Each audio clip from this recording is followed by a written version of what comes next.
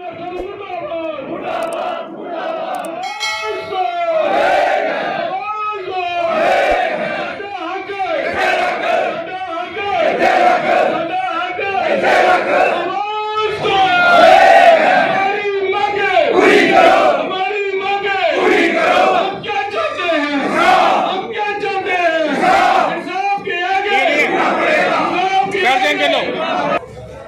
Sir,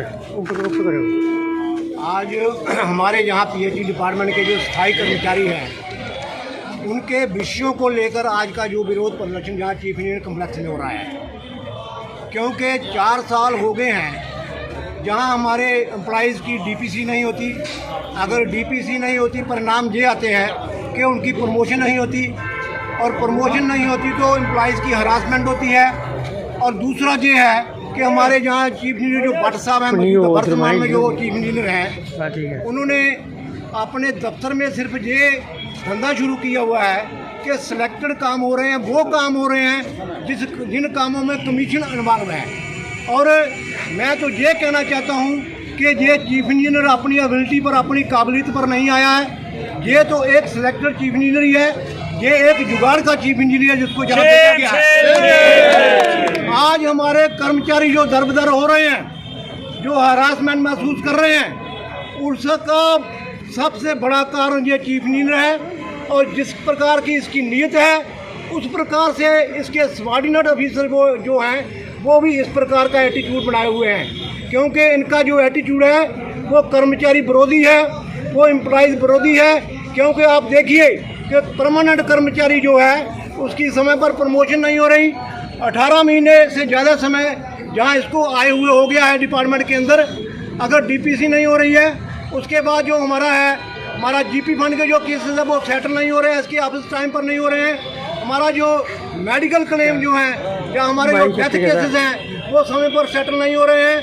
बहुत से जो इश्यूज़ हैं, टाइम बाउंड प्रमोशन के केसेस हैं वो सेटल नहीं हो रहे हैं। और दूसरा ये है जो बर्निंग आज का जो इशू हमारा है कि जहाँ पीएचई डिपार्टमेंट, जल शक्ति डिपार्टमेंट को जहाँ म्यूनसिपल कॉरपोरेशन के वो सामने वो उसको वहाँ ट्रांसफ़र किया गया है, उसके जो शहर के अंदर जो म्यूनसिपल हद के अंदर जो काम करने वाले कर्मचारी हैं सभी का तबादला वहाँ हुआ है। तबादला तो वहाँ हुआ है, इसकी हमें कोई चिंता नहीं है, क्योंकि एम्प्लॉइज़ को काम ही करना है, जहाँ भी करना है वहाँ भी करना है। लेकिन हमारा जो सैलरी का इशू है वो इन्होंने 1 साल हो गया है यहाँ इस सैलरी का इशू को सेटल नहीं किया है, नहीं हो रहे हैं। बहुत से जो इश्यूज़ हैं, टाइम बाउंड प्रमोशन के केसेस हैं वो सेटल नहीं हो रहे हैं। और दूसरा ये है जो बर्निंग आज का जो इशू हमारा है कि जहाँ पीएचई डिपार्टमेंट, जल शक्ति डिपार्टमेंट को जहाँ म्यूनसिपल कॉरपोरेशन के वो सामने वो उसको वहाँ ट्रांसफ़र किया गया है, उसके जो शहर के अंदर जो म्यूनसिपल हद के अंदर जो काम करने वाले कर्मचारी हैं सभी का तबादला वहाँ हुआ है। तबादला तो वहाँ हुआ है, इसकी हमें कोई चिंता नहीं है, क्योंकि एम्प्लॉइज़ को काम ही करना है, जहाँ भी करना है वहाँ भी करना है।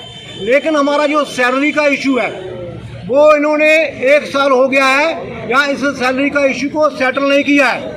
आज भी हमने मेयर साहब से बात की है, उन्होंने यही कहा है कि जो हमारा आज का जो सितंबर महीने की जो सैलरी है पीएचई डिपार्टमेंट के जो हैं अधिकारी हैं, हेड ऑफ डिपार्टमेंट है, इनको देनी है, लेकिन इन्होंने दी नहीं है। रिस्पॉन्सिबल ऑफिसर है। बाकी जो हमारे डेली रेटेड वर्कर्स के मसले हैं, हम कहते हैं कि उनका जो हमारे वर्कर कभी कहते हैं कि मिनिमम वेज आनी चाहिए, वो मिनिमम वेज की बात नहीं है, नीड वेज, मिनिमम वेज जो उनका जिससे गुजारा हो सकता है इतनी होनी चाहिए, कम से कम 1000 रुपये प्रतिदिन होनी चाहिए, इस प्रकार की हमारी मांग है। और उनकी अगर रेगुलराइजेशन नहीं होती, वो रेगुलराइजेशन समय पर होनी चाहिए।